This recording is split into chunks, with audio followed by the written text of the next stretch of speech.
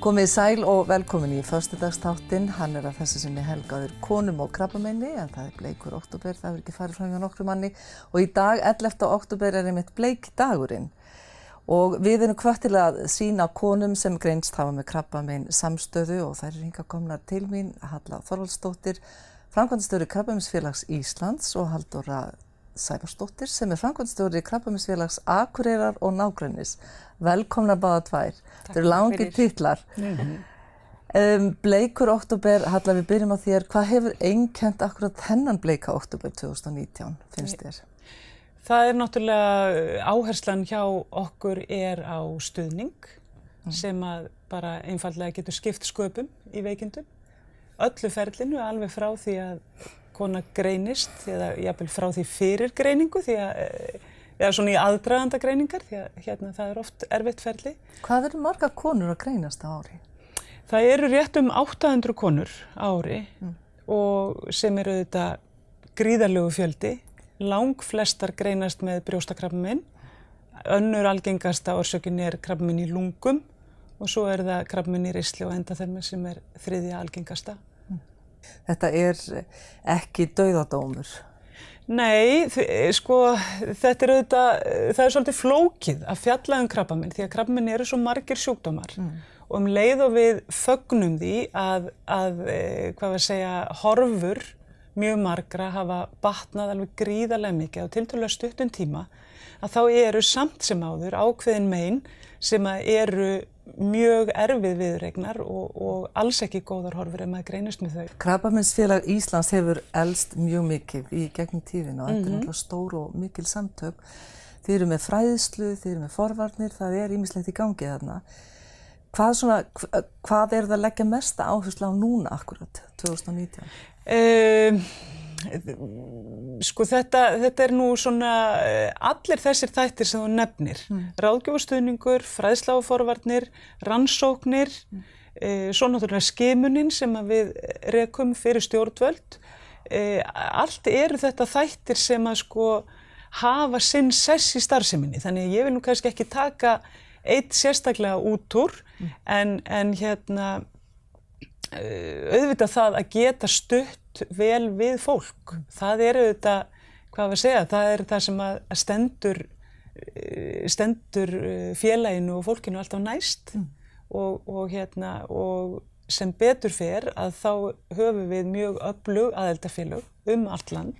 Félagið hérna fyrir norðan nú einstaklega gott dæmi virt félag þar sem að einmitt verið að teygja sig virkilega vel til fólksins. Þá komum við einmitt að því, Dóra, að Krabbameinsfélag Akureyrar og nágrennis hefur svo sannarlega vaxið og dafnað vel og þið eru sterkt félag og kannski, hverju þakkaru það?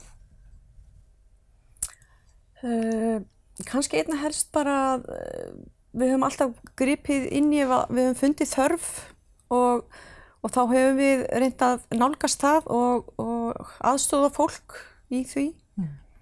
Að það þörf fyrir ráðgjöf, það þörf fyrir stuðning, utanumhald, það þörf fyrir félagslíf og þetta höfum við bara reynt að bregðast við. En tengslin milli sko móðurfélagsins og ykkar, hver eru þau og bara svona eins og fjárhagslega, segðu mér aðeins það?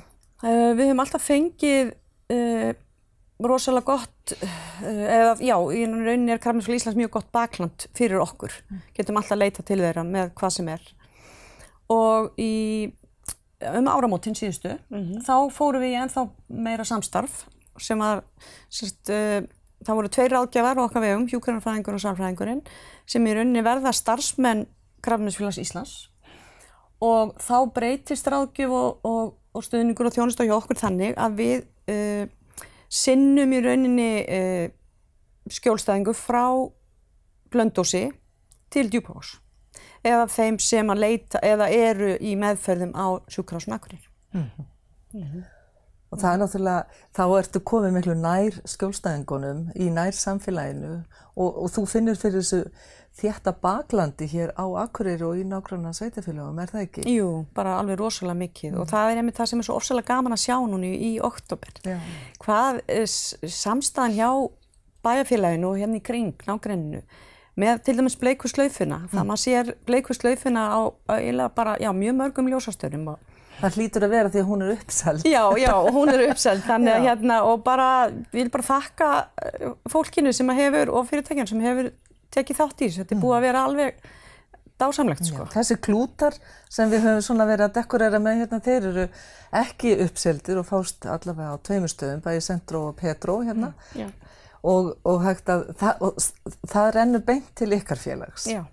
En svo áttu bleika slaufan, það að segja meni, sem þú fyrir svo fallega. Það rennur til Krabbameinsfélags Íslands, er það ekki? Jú.